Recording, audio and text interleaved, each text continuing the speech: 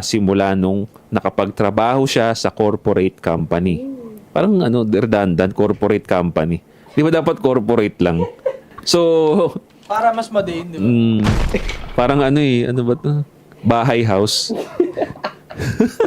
Ako naman, Boss Josh, is isang OFW. 2018, nagtrabaho po ako sa Middle East. Sa entrepreneur business.